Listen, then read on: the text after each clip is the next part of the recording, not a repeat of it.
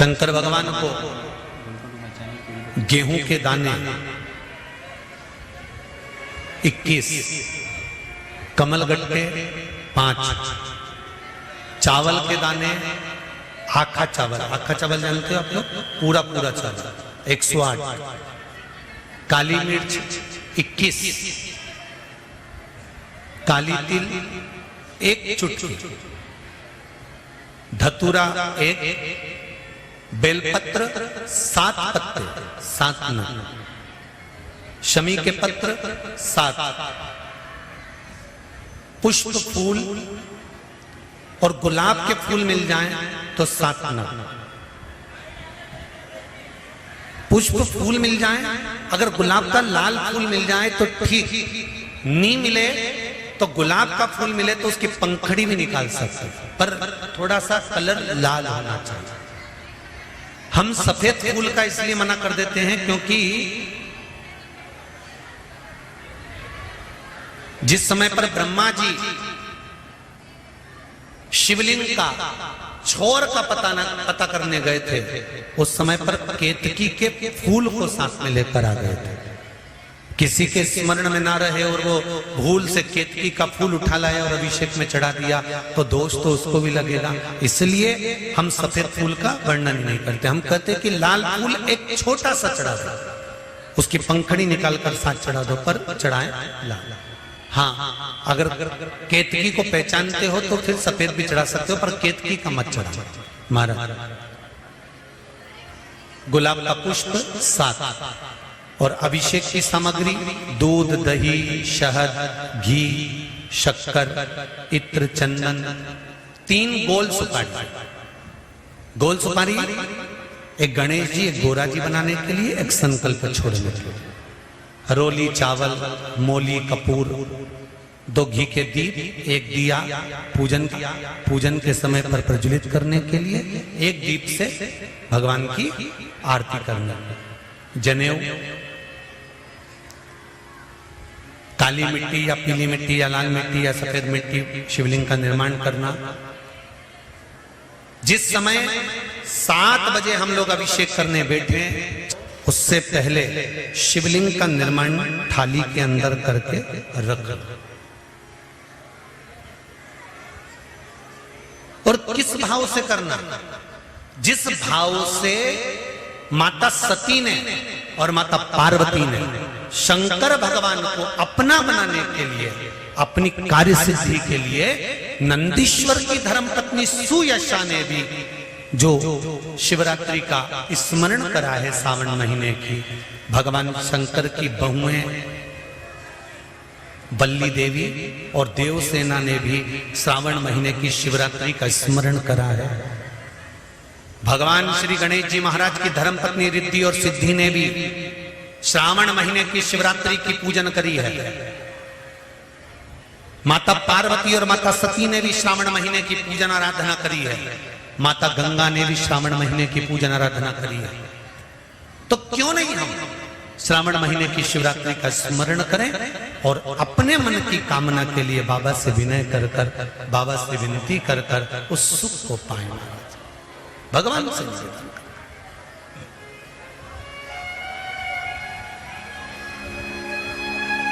सती मैया तरुणी अवस्था में अपनी माता से प्रश्न करती है और माता उत्तर पर उत्तर देते हैं।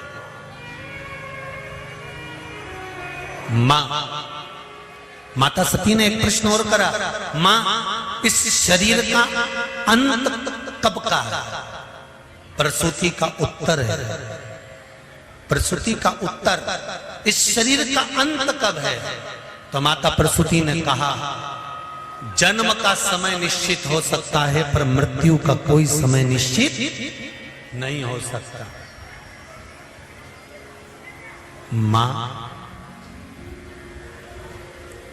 मां कहती है, सुनो पुत्री,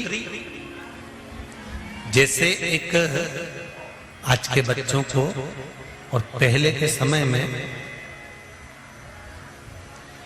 आज के समय में जो पेन आता है ना, ये प्लास्टिक से ढका होता है, इसके अंदर कितनी शाई है ये हमको नहीं दिखती। दिखती है क्या? नहीं। पर पहले के समय में जो पेन आता था, उस पेन में कितनी शाई होती थी, कितनी कम हो जाती थी, वो हमको दिखती थी। तो लिखने वाला जब परीक्षा हॉल में लिखने बैठता था ना, तो अंदाजे से पेन लेकर जाता था कि मेरा ये पेन यहाँ खत्म होने वाला है। तो देख लिया उसने, इतनी सी शाई बची है, लिखना चालू करा, फिर देखा शाई थोड़ी सी बची है, फिर देखा शाई थोड़ी सी बची है। पहले के समय में दुनिया के लोगों को मालूम था कि बचपन जाएगा, जवानी आएगी, जवानी जाएगी, अधेड़ी आएगी, अधेड़ी जाएगी, बुढ़ापा आएगा।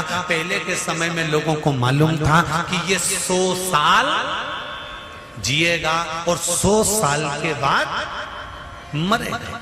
पहले के समय के लोगों को मालूम था कि शाई कितनी रह गई, कलम में कितनी शाई रह गई। पहले के लोगों को मालूम था कि अभी इतनी श्वास रह गई है, अभी इतना शरीर और रह गया, अभी इतने साल और ये नौकरी पर रहेगा, अभी इतने साल और ये काम करेगा। तो पहले के लोगों को मालूम था कि 100 साल तक ये जिएगा, मतलब इसमें इतनी शाई रह गई है। तो वो लिखता जाता, लिखता जाता, लिखता जाता, लिखता जाता। तो आज के समय में प्लास्टिक के पेन के अंदर शाई भर दी जाती है और वो शाई हमको नजर नहीं आती है, कब कब खत्म हो जाती है, लिखते लिखते कब समाप्त हो गया तो पेन बदलना पड़ता है। उसी तरह मेरे शिव की कथा कहती है, ये कली युग में, कली काल में व्यक्ति को मालूम नहीं रहता कि कौन सी श्वास आखिरी है, कब शाई खत्म हो गई, कब पेन को फेंकना पड़ जाए, ये जीवन का कोई भरोसा नहीं। इसलिए ध्यान रखना, पेन को हर कहीं मत चल। आप सब माताएं बड़ी बड़ी चतुर चतुर बैठी हैं, आपका बच्चा अगर ABCD लिखे या आ बा का दा लिखे तो तुम खुश होती हो कि नहीं होती? अरे बोलो तो जम के, होती हो ना? बच्चा काम की चीज लिख रहा है और बच्चा पेन उठा के कॉपी को, अरे बोलो तो जम के, गोदे जाए गोदे जाए गोदे जाए, बेमतलब का चलाए जाए चलाए जाए चलाए जाए। तो तुम क्या करोगी? पागल हो गया, चल पेन दे। पूरी कॉपी बेकार कर दी, पूरी कॉपी बेकार कर दी, चलो पेन छोड़ो। समझदार मां शाई खत्म नहीं होने देती और कॉपी का पेज गंदा नहीं होने देती, खराब नहीं होने देती। इसलिए बच्चे को कहती आ लिख, बा लिख, ए लिख, बी लिख, सी लिख, मना नहीं है, पर कॉपी को यूं ही बर्बाद करेगा तो मां बर्बाद नहीं होने देगी। उसी तरह संत भी ऐसे ही होते हैं। जब हम अपनी जिंदगी, बचपन, जवानी, अधेड़ी, बुढ़ापा यूं ही गोद गोद के बर्बाद करना चालू कर देते हैं, खाने में, पीने में, सोने में बर्बाद करने लगते हैं, घूमने फिरने में बर्बाद करने लगते हैं, तो कोई सतगुरु आता है जो तुम्हारा हाथ पकड़कर कहता है इसको बर्बाद मत करो, हाथ में एक माला पकड़ो, शंकर का गुणगान करो, भगवान की अविरल भक्ति में डूबो, तो ये जिंदगी सार्थक होगी। संत भी तुम्हें बेकार होने से रोक देते, सतगुरु भी तुम्हें बेकार होने से रोक देते।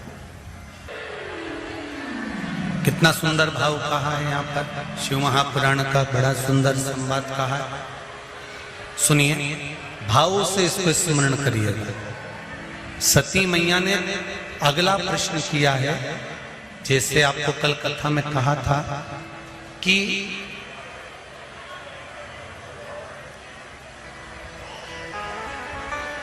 ये लोग जो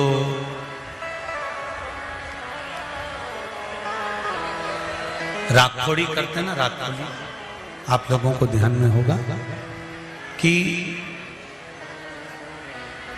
महाराष्ट्र साइड में मारवाड़ी परिवार जो भी जितने भी रहते हैं वो ऐसे पैकेट बना लेते हैं लाखोड़ी के, मतलब दाने गिन गिन के 1000, 100, लाख, चावल का दाना हुआ, चाहे दाल हुई, चाहे मूंगफली का दाना हुआ, चाहे वो अनेक बहुत सारी चीजों की राखोड़ी करते हैं। और वो चतुर्मास के अंतर्गत आप लोगों ने भी देखा होगा, कई माताएं बत्ती तैयार करती है, तो एक बत्ती बनाई, 2 बत्ती बनाई, 3 बत्ती बनाई, फिर उस बत्ती को बना कर और 108 या 1008 बत्ती की, जम के बोलो जरा, एक बत्ती बना देती। दर्शन किए आप लोगों ने, कई बार करें आप लोगों ने? लंबी लंबी बत्ती बनाती हैं और एक बत्ती बना के पटकी, फिर दूसरी बना दी, फिर तीसरी बना दी, चौथी बना दी, फिर बनाते 108 बत्ती या 1008 बत्ती, और उस बत्ती की फिर एक बत्ती। इसका क्या मतलब?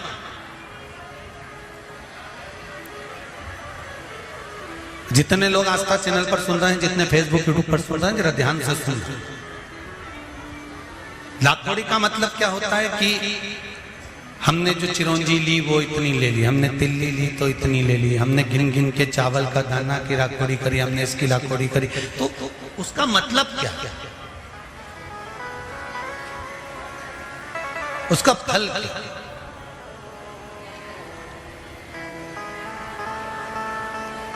क्या फल मिलता है? तो उसका फल का वर्णन करा गया।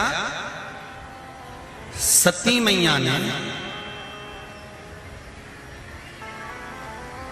शंकर भगवान को, और अंत में भगवान शंकर के ही कंधे पर मृत्यु के पश्चात एक सौभाग्यवती नारी, अखंड सुहागन नारी का सबसे बड़ा, अगर भगवान से कुछ मांगना होता है तो वह भगवान से यही मांगती है कि जब मैं मरूं, मेरे मांग में सिंदूर हो, गले में मंगल सूत्र हो, हाथों में चूड़ियां हो, पाँवों में पायल हो, मेहंदी महाबूर मेरे लगा हुआ हो, लाल चुंदड़ी में ओढ़ी हुई हो, और अपने पति के कंधे पर और अपने पुत्र के कंधे पर चढ़कर मैं शमशान तक जाऊं।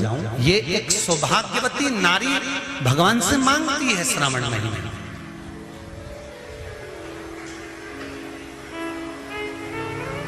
इस लाखोड़ी का मतलब क्या है? 1 बत्ती, 2 बत्ती, 3 बत्ती, 4 बत्ती, 5 बत्ती, 6 बत्ती, 7 बत्ती, और उस बत्ती को फिर 108 पूरी होने पर, 1008 पूरी होने पर उस बत्ती को फिर बांधकर एक करा जाता है। इस बत्ती का मतलब क्या है? क्या मतलब है? क्या महत्व है?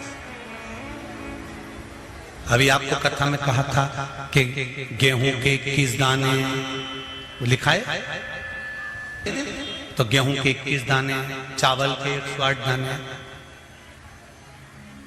तो क्या हम एक दाना चढ़ाएंगे तो क्या शिव स्वीकार नहीं करेगा? हम चावल का एक दाना चढ़ाएंगे तो क्या शंकर स्वीकार नहीं करेगा? क्या हम श्रावण महीने में 1 लोटा पानी चढ़ाएंगे, 1 लोटा जल का चढ़ाएंगे तो क्या शंकर स्वीकार नहीं करेगा? शंकर भगवान तो भोले भक्त हैं, के वश में हैं, तुम जो चढ़ाओगे वो स्वीकार करेगा। पर हम जो श्रवण करते हैं,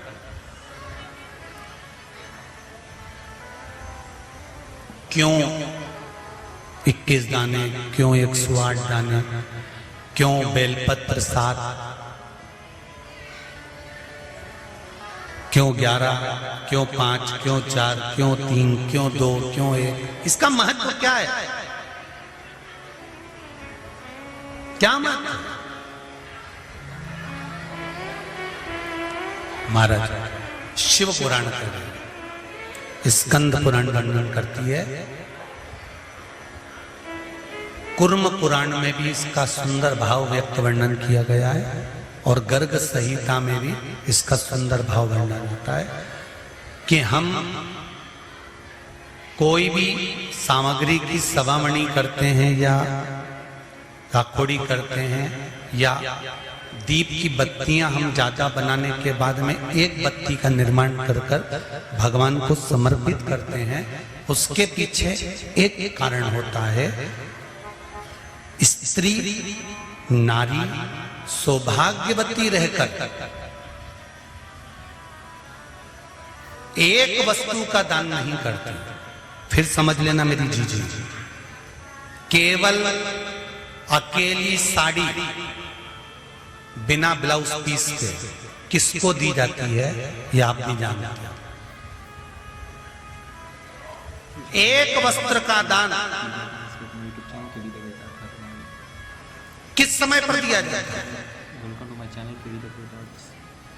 जिस समय पर किसी नारी का पति चले गया हो और मायके से पहली बार जो वस्त्र आता है, सबको अंदाजा होगा इस चीज का, उस नारी के लिए जो पहला वस्त्र आता है उसमें ब्लाउज का पीस नहीं आता, केवल एक साड़ी ही आती है, कपड़ा नहीं आता, दूसरा वस्त्र नहीं आता। क्यों सनातन धर्म में, हमारे हिंदू धर्म में कहा जाता है कि ब्राह्मण को भी अगर वस्त्र दिया जाता है तो वो जोड़े का दिया जाता है। धोती दी है तो साथ में कुर्ता देना है, शर्ट दिया है उसके साथ में भले जनेऊ रख देना है। अगर आपके पास में धोती नहीं है, पजामा का कपड़ा, पैंट का कपड़ा नहीं है तो जनेऊ रख दो। जनेऊ नहीं हो तो हाथ में बांधने वाली वो मोली, नाड़ा, लच्छा वो बांध कर दे दो, वो रख दो। स्त्री को कोई वस्त्र दे रहे हो तो साड़ी के साथ में ब्लाउज लगा कर दो या कोई सौभाग्य की वस्तु रख दो। अकेला ब्लाउज पीस भी दे रहे हो तो उसके साथ टीकी का पत्ता रख दो, उसके साथ कोई वस्तु जोड़े से होना चाहिए। सिंगल वस्तु का दान नहीं दिया जाता।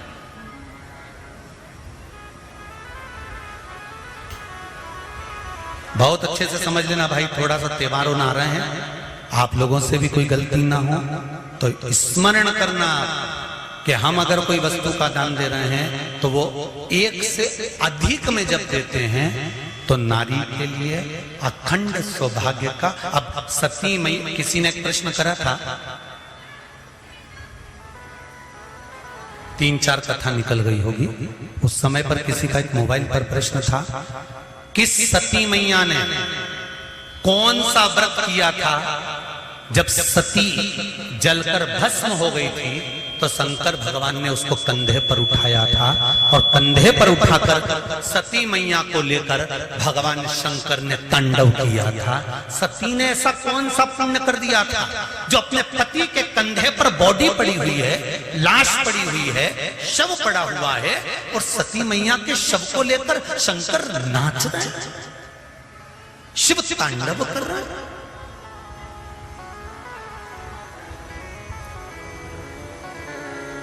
कई लोग हमको पागल कहेंगे, बताओ सीवर वाला गुरुजी तो बैठे बैठे कहते रहता है 21 दाने चावल के चढ़ा दो तो 11 दाने चढ़ा दो तो 5 दाने चढ़ा दो तो 7 दाने चढ़ा दो, 7 बेलपत्र चढ़ा दो तो काली मिर्ची इतनी चढ़ा दो। उसका कारण क्या है? कभी एक एक पुराण को, एक एक शास्त्र को उठाकर तो देखो कि उसमें कितना कितना वर्णन लिखा हुआ है कि कितनी मात्रा में क्या चढ़ना चाहिए। आपने एक भगोना चाय रख दी, चाय के लिए इतना बड़ा भगोना, उसमें 50 लीटर दूध, 50 लीटर पानी और तुम चाय बना रही और पत्ती एक चम्मच डाल दी, चाय में स्वाद आएगा? नहीं। उसके अनुसार आपको चाय की पत्ती भी ज्यादा डालना पड़ेगी। जब दूध ज्यादा है तो पत्ती उतनी डालो। अब तुमने जैसे किसी किसी किताब में लिखा रहता है 2 चम्मच बेकिंग पाउडर डालो, आधी चम्मच शक्कर डालो, फिर 1.5 चम्मच इलायची का पाउडर डालो, फिर आधी चम्मच ये डालो, फिर धीरे धीरे उसको धीमी धीमी आंच पे हिला। तो उसने नहीं तो डायरेक्ट लिख देता तुम्हारी मर्जी पड़े उतना कूड़े तो काय को माता बच्ची करे वो में मतलब का कि 250 ग्राम डालो कि 2 ग्राम डालो कि 4 ग्राम डालो। हलवाई भी तुम्हारे यहाँ पर अगर कोई बड़ा फंक्शन है, तुम्हारे यहाँ पर अगर कोई शादी ब्याह है, तुम्हारे यहाँ पर कोई कार्यक्रम है तो हलवाई भी लिख देता है तराजू बाट ला कर रखना, हलवाई भी लिख देता है आधा किलो जीरा ला के रखना, 1 किलो ये ला कर रखना, 2 किलो वो ला के रख देना। नहीं तो हलवाई कह देता पर्चे के ऊपर लिख के तुम्हारी मर्जी पड़े उतना लाने पटक दो, मैं तो बना दूंगा। पर नहीं, इतना इतना तो चाहिए, स्वाद लाना है तो ये सब सामग्री तो मुझे इसमें डालना पड़ेगी। उसी तरह अगर पति के कंधे पर जाना है प्राण छूटने के बाद, माता सती का शरीर अगर शंकर के कंधे पर पड़ा था 52वें नंबर का विवाह है माता पार्वती और शंकर का। 51 बार माता पार्वती जन्म लेकर प्राणों को त्याग चुकी थी। 50 बार माता पार्वती, कभी उमा, कभी कात्यायनी, कभी कुष्मांडा, कभी स्कंदा, ऐसा माता पार्वती के ना जाने कितने जन्म हुए, कितने अवतार हुए। इन सारे जन्मों में माता पार्वती के शरीर को शंकर भगवान कंधे पर लेकर नहीं नाचे। माता उमा को लेकर शंकर भगवान कंधे पर नहीं नाचे, माता कात्यायनी को लेकर नहीं नाचे, कुष्मांडा को लेकर नहीं नाचे, स्कंदा को लेकर नहीं नाचे, ध्रुमा को, बगला को मेरे भगवान शंकर कंधे पर लेकर नहीं नाचे। शंकर भगवान अगर कंधे पर लेकर नाचे हैं तो माता सती को लेकर नाचे। उसका कारण क्या था? क्योंकि सती मैया कोई भी वस्तु केवल एक समर्पित नहीं करती थी। माता सती का नियम था, वस्तु की मात्रा को बढ़ा देती थी। शंकर का अनुमोदन करने के लिए, शिव का स्मरण करने के लिए माता सती दीप भी अगर लगाती थी तो एक बाती का नहीं लगाती थी। बाती की फिर सरल भाषा में समझ लो, और सरल समझ लो।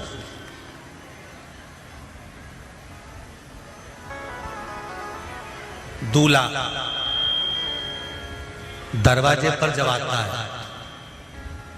मटकी में जो दिया लगाया जाता है, सालीहों लेके खड़ी होती है कन्याओं, वो मटकी में एक बत्ती का दिया लगता है कि 4 बत्ती का लगता है? जम के बोले 4 बत्ती का लगता है ना। 4 बत्ती का दिया, क्योंकि हमारे यहाँ शुभ कार्य हो रहा है, 4 बत्ती का दीप लगाया। तुम्हारे यहाँ प्रतिदिन घर में आरती करते होगे तो जो घी के डब्बे में भींगी भींगाई बत्ती रखी रहने, उसको निकाल के धर देते। बोलो सही है गलत है? निकाल के धरी, माचिस से लगाई, तन मन धन सब कुछ तेरा, और आरती कर पुरा के, घंटी बजा के, भोग लगा के, शक्कर रख के, भगवान को प्रणाम करके चली जाती। अब तुम्हारे यहाँ सत्यनारायण भगवान की तुमने कथा करवाई तो जो घी की बत्ती लगी वो तो लगी, उसके अलावा एक दिए में कपूर अलग से लगाया। मतलब कितनी बाती हो गई? एक घी की हो गई, एक कपूर की आरती हो गई। जजमान लोग यहाँ आरती करते हैं, उसके बाद में कपूर को फिर जला देते हैं। उसका कारण क्या? अधिकता में फल प्राप्त करना, अधिकता में फल देना।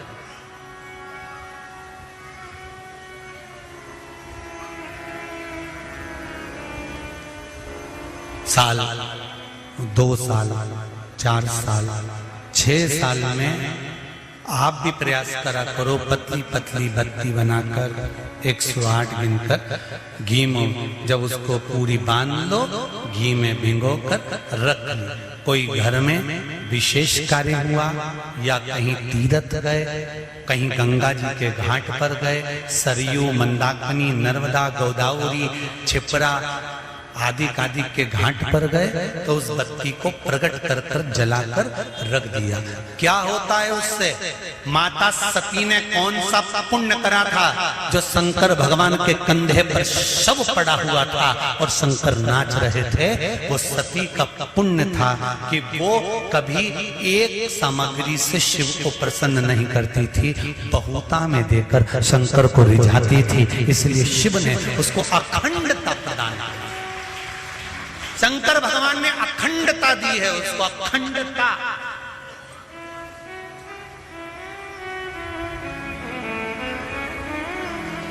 बल्ली देवी ने एक कलश, देवसेना ने एक कलश, भाग विभाजित हो गए थे।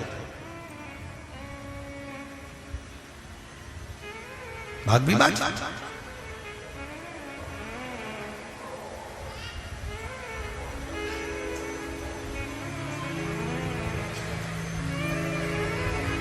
आधा भाग भगवान को चाहिए पूर्णता में। फिर निवेदन करेंगे।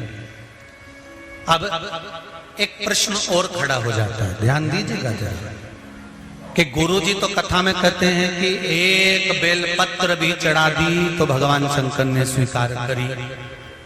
सियोर वाले गुरुजी कहते हैं एक चावल का दाना भी चढ़ाया तो भगवान शंकर ने स्वीकार करा।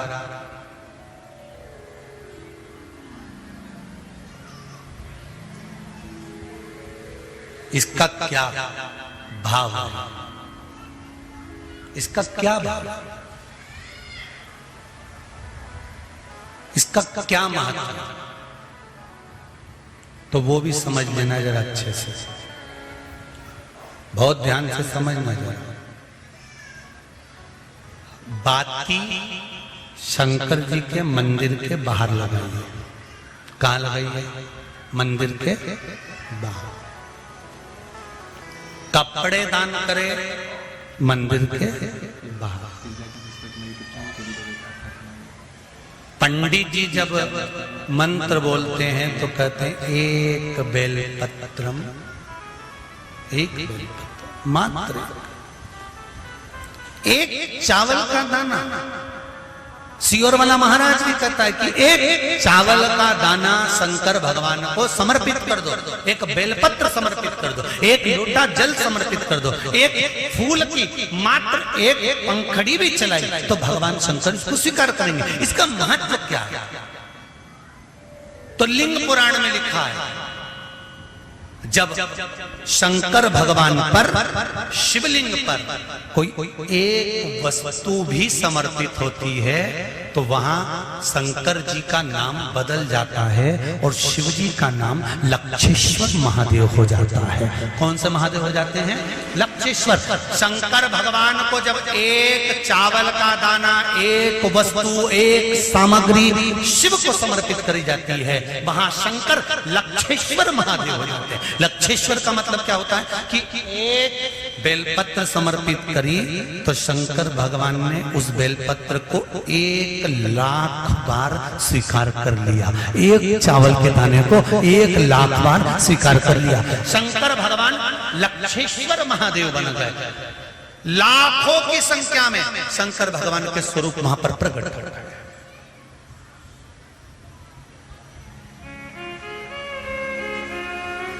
आप में से कितने लोग हैं जो क्षिप्रा नहाए थे? आप में से कितने लोग हैं जो नर्मदा नहाए? आप में से कितने लोग हैं जो गंगा नहाए? आप में से कितने लोग हैं सरयू नहाए?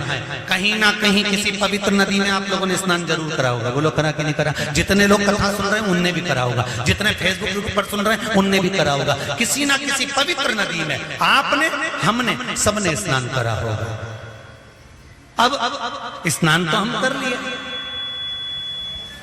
उस गंगा नदी में हम नहाए तो गंगा नदी में हमने स्नान करा और स्नान कर कर बाहर निकले तो हमको 1,25,00,000 बार स्नान का पुण्य मिल जाए। उसके लिए क्या करना पड़ेगा? एक डुबकी लगाए हो महाराज और कह रहे हो कि 1,25,00,000 डुबकी का फल चाहिए, तो क्या करोगे? 1,25,00,000 डुबकी का फल पाने के लिए क्या करना पड़ेगा? केवल एक काम, जिस पवित्र नदी का स्नान कर रहे हो उस पवित्र नदी की बालू का, बालू मतलब रेत का, बालू का शिवलिंग का निर्माण करना, उसका पूजन करना। पूजन कर कर जो बत्ती जोड़कर 108 बत्ती बनाई है, पूजन कर कर एक दिए में वो बत्ती उस जो बालू का शिवलिंग बनाया है, पार्थिव शिवलिंग का निर्माण करा है, जो तुमने किसी गंगा, सरयू, नर्मदा, क्षिप्रा, मंदाकिनी, नर्मदा आदि पवित्र नदियों के तट पर स्नान करते समय तुमने जो शिवलिंग बनाकर पूजन करा है, उसके सामने वो बाती को जला देना, उसी से आरती उतार लेना, वो बाती वहां लगाकर छोड़ देना और छोड़ने के बाद उस शिवलिंग का फिर विसर्जन कर देना। विसर्जन कर कर उसी जल को अपने ऊपर छींट लेना। 1,25,00,000 डुबकी का फल एक ही क्षण में प्राप्त होता है। इसको लक्षेश्वर महादेव कहते हैं।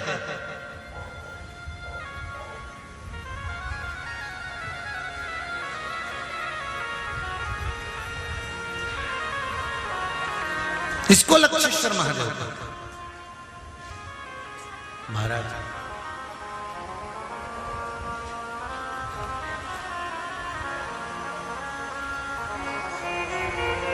कितना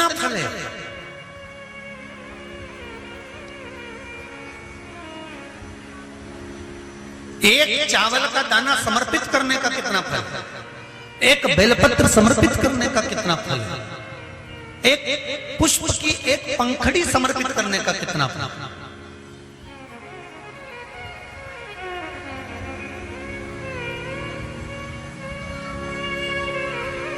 और समझ लो, ब्राह्मण को हम दक्षिणा देते हैं, भांजा भांजी को हम भेंट देते हैं, बहन बेटी को हम कुछ रुपए देते हैं। जिस लिफाफे में रुपए को रख कर दिया जाता है उसमें एक का सिक्का पहले से लगा होता है। बोलो सही है कि गलत है? क्यों? समता में नहीं बढ़ाकर दिया गया, बहुत अधिक कर दिया गया।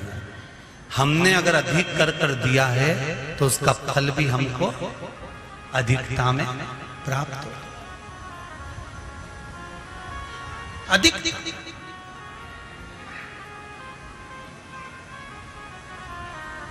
वो तो कहीं कहीं का होता है जो सोच विचार में थोड़ी गड़बड़ी कर सकता है।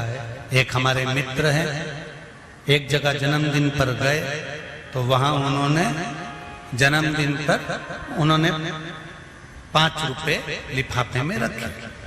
तो हमने कह दिया, क्यों रे ओ प्रकाश, उसके यहाँ जन्मदिन पर जा रहा है और 5 रुपए रख रहा है?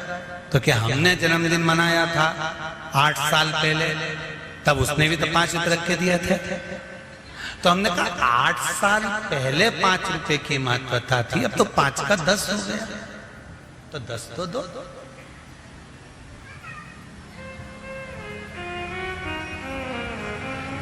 हमारे यहाँ पहला सा नियम था, बहन बेटी जितनी बार आती थी ना, जितनी बार आती थी, घर की बहुएं उसकी झोली में थोड़ा सा चावल दाल जो भी घर में होता था वो डालती थी। भले वो लेकर नहीं जाती थी, इतना सा दाना पल्लू में बांधा और लेकर चली गई, भले वो वहीं छोड़ गई, पर उसकी झोली कभी खाली कर नहीं भेजते थे। आप में भी जितने लोग बैठे ऐसा नियम पहले था। अब आज का जमाना तो बड़ा विचित्र हो गया कि बहन बेटी से आस लगाकर बैठते हैं। जैसे ही आई तो पहले सोचते हैं राखी पे कितने भतीजों के कपड़े लेके आई है, कितने भाई के कपड़े लेकर आई है। अब तो आस लगाकर बैठते हैं कि ये लाई होगी। और भाई और भाभी को बहन से आस नहीं लगाना चाहिए। भाई और भाभी को तो बहन लेकर आए चाहे ना आए, फर्ज हमारा है कि हमारे दरवाजे से हमारी बहन बेटी खाली ना जाए, तो हमारा दरवाजा भी कभी खाली नहीं होता।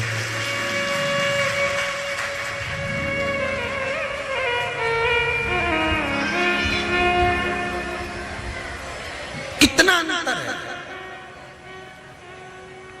कितना।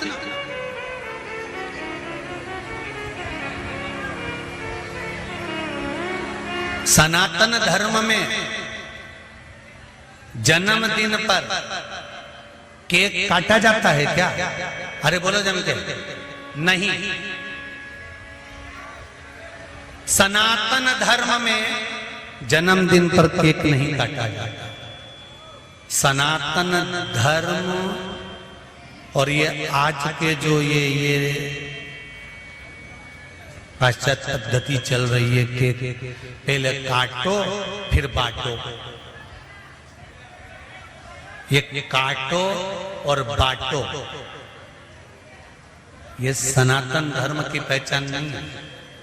सनातन धर्म काट कर बांटना नहीं जानता, सनातन धर्म जोड़कर बांटना जानता है। पहले जन्मदिन मनता था तो बूंदी छटती थी, नुकती बूंदी, उसके दाने अलग अलग रहते थे। सनातन धर्म के लोग बांध कर बांटते हैं। बूंदी छटती थी, आटा सिकता था, बिखरा रहता था, दूध का छींटा देकर उसको लड्डू बनाकर बांध कर फिर दुनिया के लोगों को बांटा जाता था। सनातन धर्म में जन्मदिन बांध कर बांटते हैं।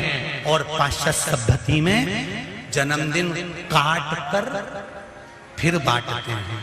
हमारा सनातन धर्म काट कर बांटने को नहीं कहता। हमारा सनातन धर्म बांध कर एक तत्व में बांध दो, सबको एक लक्ष्य में बांध दो, एक आनंद में बांध दो और फिर बांध कर उसका दान दो। अर्थात जिंदगी के हर आनंद को बांधने का प्रयास करो और उस आनंद को दूसरों को देने का भी प्रयास करो। दूसरों को शंभु शरणे मांगू घड़ी दुख काटो दया करी दर्शन आओ, दया करी दर्शन। हमारा सनातन धर्म काट कर बांटने का नहीं कहता, काट कर बांटने का वर्णन नहीं करता। हमारा सनातन धर्म बांधना फिर बांटना, बांधो फिर बांटो।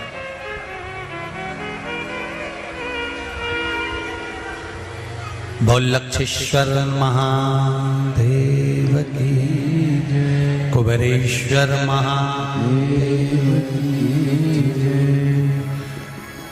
तो माता सती के शव को शंकर भगवान ने अपने कंधे पर उठाया। उसको उठाने का कारण क्यों, किस लिए? ऐसा वो कहते हैं ना, कौन सा पुण्य, वो कहना ऐसा कौन सा पुण्य किया गोरा शिव तेरे दर पे आते हैं, शिव तेरे दर पे आते हैं, भोला तेरे दर पे आते हैं। ऐसा कौन सा पुण्य किया गोरा भोले दौड़े चले आते हैं। वो पुण्य कौन सा है, वो आनंद कौन सा है, वो सुख कौन सा है, कौन सा पुण्य है? और वो पुण्य कोई दूसरा नहीं है। मेरा निवेदन रहेगा सौभाग्यवती माताओं से, आप शंकर भगवान की जब आराधना करती हैं, शिव जी को जब स्मरण करती हैं, तो बाबा से जब विनती करती हैं कि हमारा सौभाग्य अखंड करना, तब बाबा लक्षेश्वर बनकर आपकी वस्तु को स्वीकार करते हैं। तब मेरे भोलेनाथ, मेरे शंभू, मेरे शंकर सती मैया को भी कंधे पर लेकर नाचते रहे।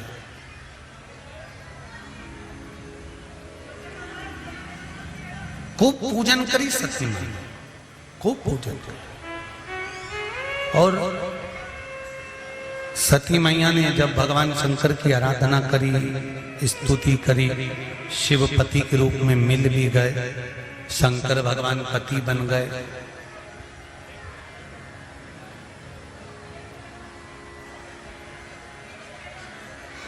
दक्ष प्रजापति का मन नहीं था सती और भगवान शंकर की शादी करने। हिमालय राज का मन नहीं था माता पार्वती से शंकर भगवान का विवाह करने।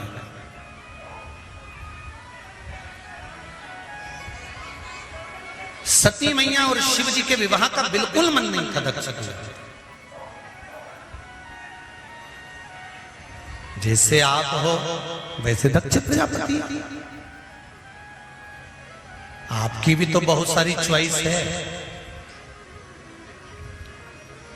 बिजनेस वालों को नहीं दूंगी लड़की, खेती वालों को नहीं दूंगी। कैसा चाहिए? अरे बोलो तो जम के, नौकरी वाला। अब वो नौकरी वाला इतनी दूर नौकरी कर रहा है, क्या खा रहा है, कितना पी रहा है,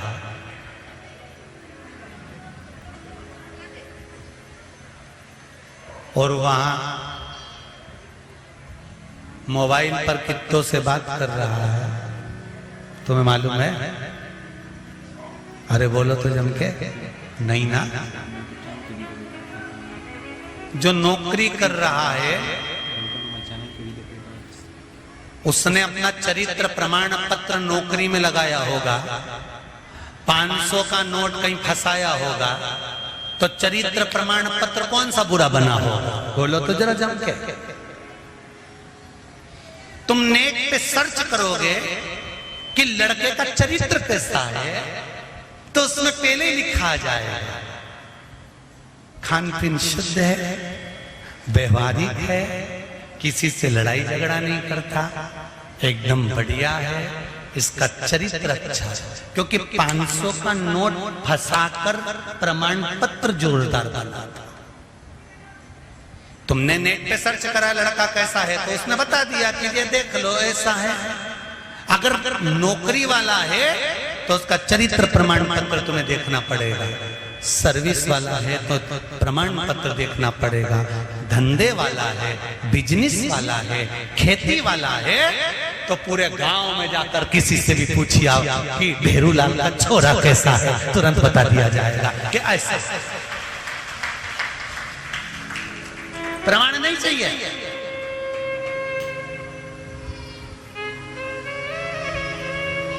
क्यों? उनकी छोरी का संबंध आया हमारे छोरे के लिए, छोरी कैसी है? अच्छी है, लड़की तो बढ़िया। पर अपना लड़का थोड़ा हाइट में, उसकी छोरी थोड़ी छोटी है। अच्छा, बस इतना मालूम पड़ गया? नहीं है तो अच्छी। अरे बहुत जोरदार परिवार, बहुत बढ़िया। पहले के समय में गांव में रिश्ता आता था और पूरे गांव के लोगों से पूछा जाता था। गांव के लोग सब अच्छे से बताते थे कि ऐसा परिवार, ऐसा कुटुंब, ऐसा कबीला। आज के जमाने में पड़ोस में रिश्ता आता है, पड़ोसी से पूछा जाता है। जरा से पानी भरने के नल के चक्कर में, एक बार बाल्टी लगाने के चक्कर में झगड़ा हो गया था, तो उसकी बेटी का संबंध आया, तो ये बाल्टी वाला जैसे इससे पूछा कि संबंध कैसा? अरे उनकी छोरी है, नल पे ऐसा झगड़ा करे। जरा सा तुम्हारे झगड़े के चक्कर में तुमने उसका जीवन बिगाड़ दिया। पड़ोसी का फर्ज है, कोई बेल चढ़ रही है ना, तो बन सके तो उसको बांस का टेका देकर और चढ़ाने का प्रयास करना चाहिए। जाओ, बहुत अच्छा लड़का है, बहुत अच्छी बेटी है, अच्छा है तो अच्छा कह दो। अरे नहीं, ओके तो बेरू जी आया नहीं, वो तो ऐसा नहीं, वो तो वैसा। चढ़ाने का प्रयास करो, ऊपर की ओर चढ़। गिराना नहीं। बेटा बेटी के संबंध जब होते हैं, गांव के लोग हो चाहे शहर के लोग हों, एक बात ध्यान लगाकर देखना कि हमारी भी बेटी, हमारा भी बेटा होगा, उसका भी संबंध करना है। सबके प्रति अच्छा भाव लेकर आओ। पार्वती, जो मनुष्य अपने कर्म को करता है और कर्म की ओर आगे बढ़ता चले जाता है, जैसे नंदी मुझे देखता रहता है और अपने कर्म में लगा रहता है। जो व्यक्ति अपने लक्ष्य को निश्चित कर कर चलता है और अपना कर्म करता रहता है, पार्वती उसको मंजिल तक पहुंचाने की जवाबदारी मेरी होती है, फिर उसको मंजिल में दे देते हैं। गीता में भी भगवान कृष्ण ने कहा कि कर्म प्रधान है, तुम कर्म करिए।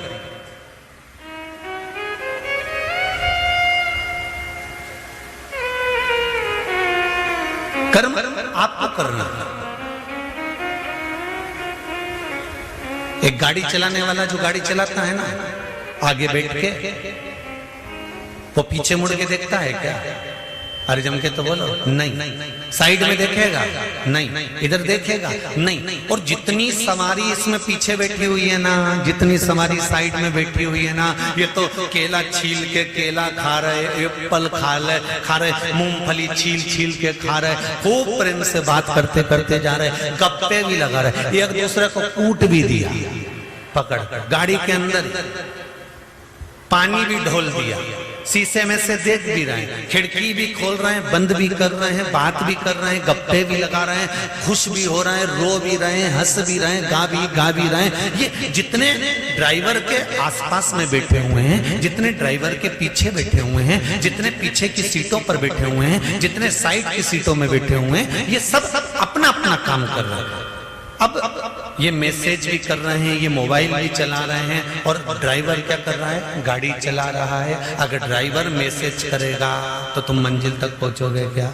ड्राइवर मोबाइल चलाएगा तो मंजिल तक पहुंचोगे क्या? नहीं। ड्राइवर अगर बातें करेगा, गप्पे लगाएगा, इधर उधर देखेगा, तो मंजिल तक तो नहीं पहुंचोगे ना, वो यम के पास जरूर पहुंच जाओगे।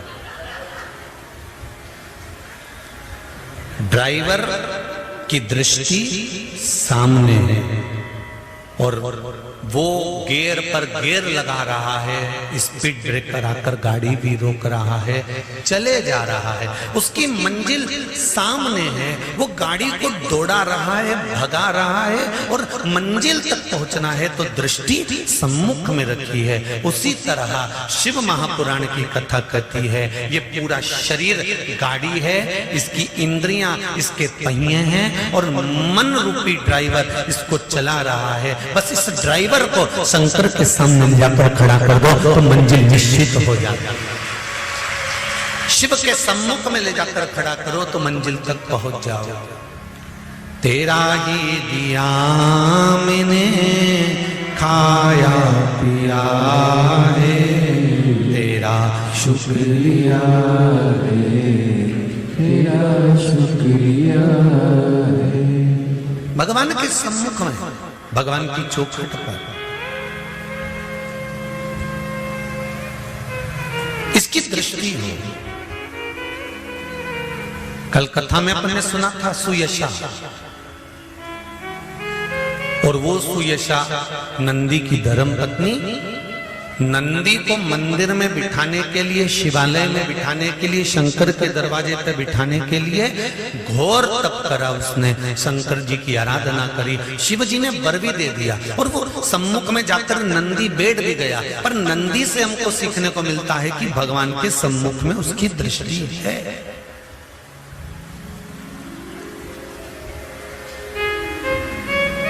मैंने सारे नजारे देख लिए, एक तेरा नजारा मेरी नाव किनारे लगे ना लगे, मेरी नाव किनारे लगे ना लगे, तेरे दर का किनारा तेरे दर का किनारा काफी है। महाराज फिर द्वार मिले ना मिले, पर तेरा जो द्वारा है वो निश्चित निश्चित, तेरी चौखट निश्चित। आज सावन का पहला सोमवार है, शंकर जी के मंदिर गए होगे, शिव जी पे एक लोटा जल कंकर शंकर पे भी तुमने यहाँ आकर भी चढ़ाया होगा। जाते जाते बाबा से एक बात कहकर जरूर जाना, जैसे सावन के महीने में जल बरसता है और वो जल बीज पर पड़कर अंकुरित होकर फल देता है, उसी तरह सावन के महीने में मैंने भी एक लोटा जल चढ़ाया है, वो भी ऐसा जल हो कि मेरे जीवन में सुख को अंकुरित करे और मेरा जीवन धन्य हो जाए। ऐसी कृपा ऐसी दया करना। हम तेरे धाम में, हम तेरी चौखट पर कथा सुनने के लिए आए, तेरे दरबार, तेरी चौखट, तू कृपा करेगा तब सुख मिलेगा। तेरी कृपा बिना न हिले एक भी लेते हैं श्वास, तेरी कृपा से। अगर तेरी उदारता नहीं होती, तेरी कृपा नहीं होती, तेरी करुणा नहीं होती, तो संसार का कोई सुख हमको प्राप्त नहीं होता। संसार का कोई सुख हमें नहीं मिलता। महाराज शिव कथा कर रहा, शंकर जी की कथा कर रहा। हाथी का पैर, हाथी का पांव मगर ने पकड़ा।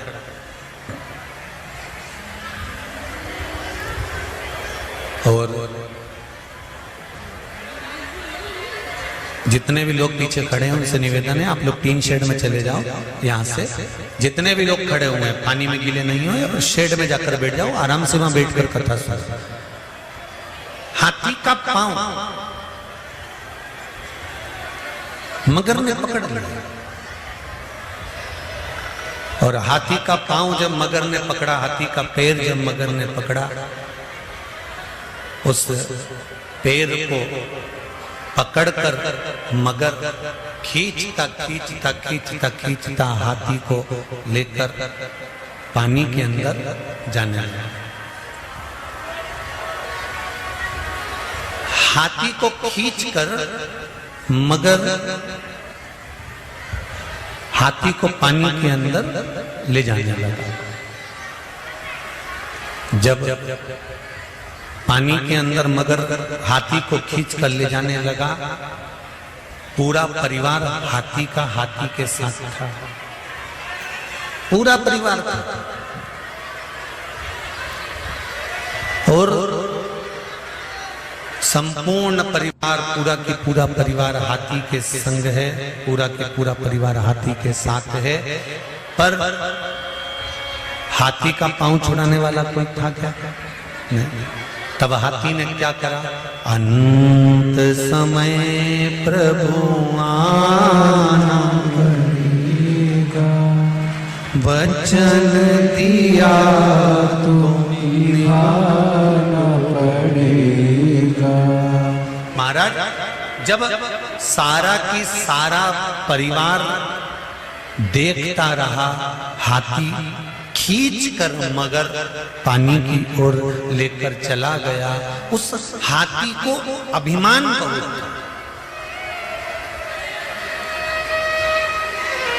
था, उस हाथी को अहंकार बहुत। और हाथी को अहंकार किस चीज का था?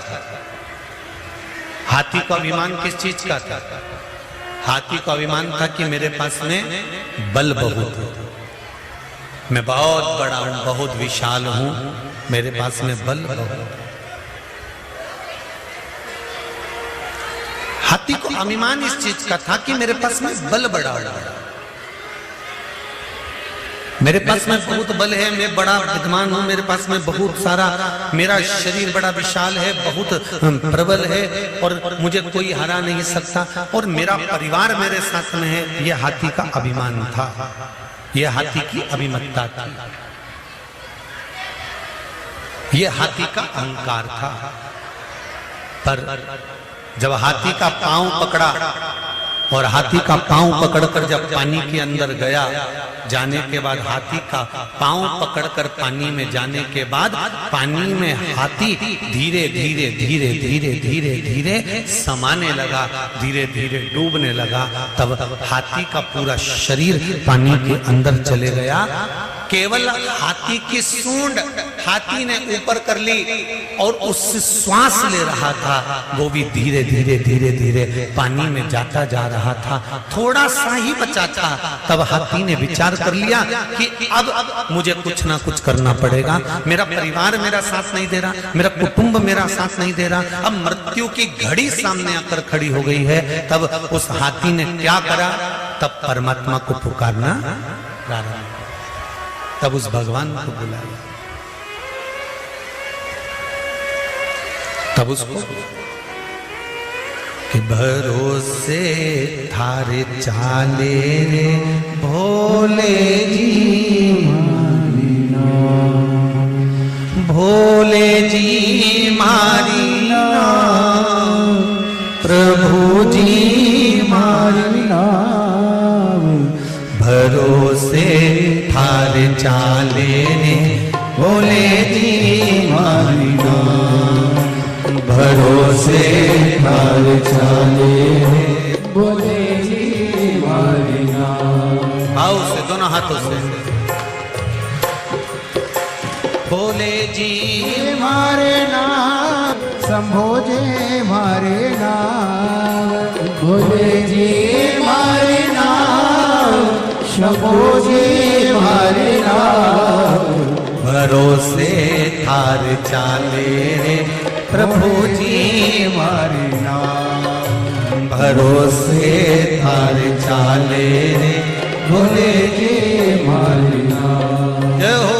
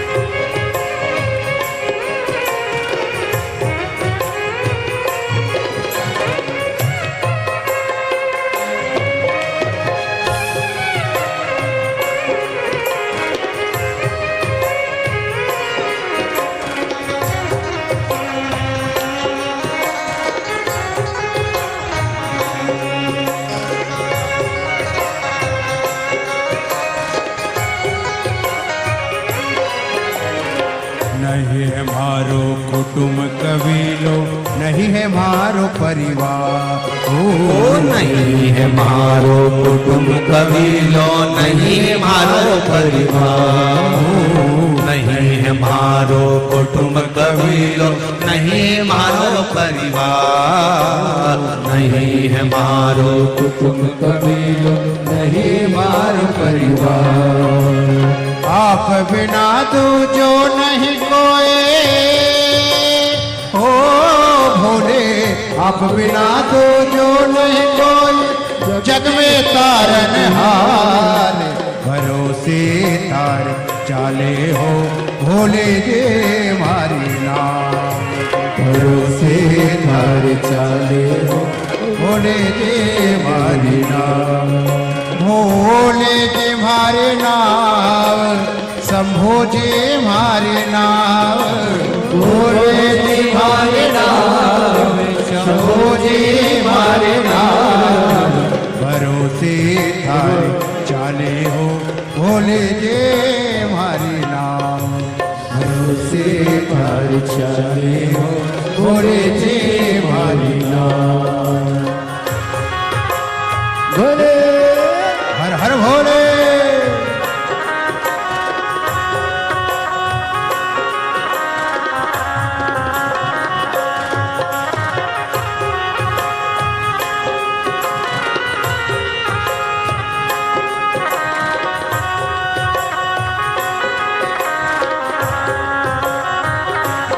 जय हो।